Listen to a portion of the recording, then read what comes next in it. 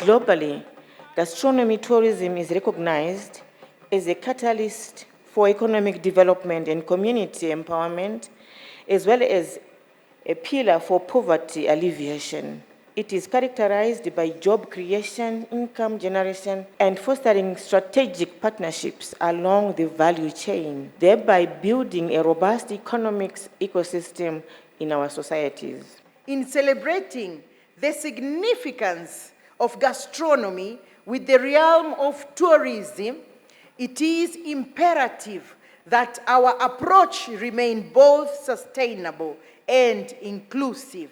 It entails the following: enabling our local farmers, considering that almost 50% of our country are farmers, but enabling chefs and food entrepreneurs to assume a leading role in this initiative. In order for gastronomy tourism to deliver the potential benefits, I think there are a number of issues and challenges that Africa needs to address. First, I think, is zealous marketing of Africa's rich food culture. As it is at present, most tourists are not familiar with Africa's rich food culture. Even within our own countries, gastronomy is only thinly incorporated in national tourism development strategies. And as such, it is imperative that aggressive marketing of Africa's food culture is done in order for gastronomy tourism to grow and thrive.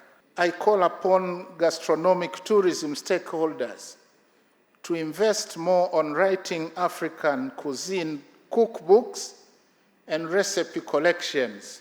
I think these resources will add up knowledge and gradually reduce tourist phobia on unfamiliar dishes.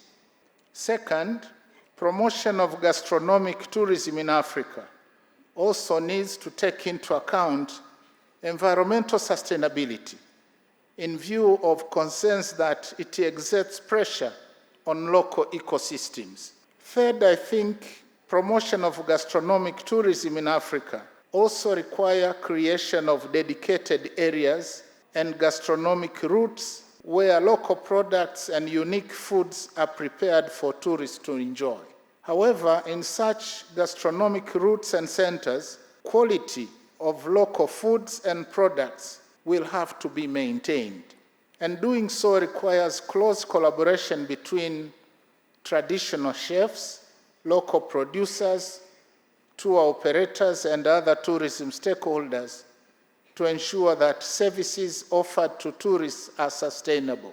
I think fourthly, there is need to position gastronomy at the core of Africa's tourism industry while reinforcing its global appeal by putting up strategies for linking food production, culinary experiences, and tourism services to generate sustainable local economic impact. On food production, gastronomy presents a viable avenue in addressing disruptions in food supply chains and the implications of climate change on our agricultural practices.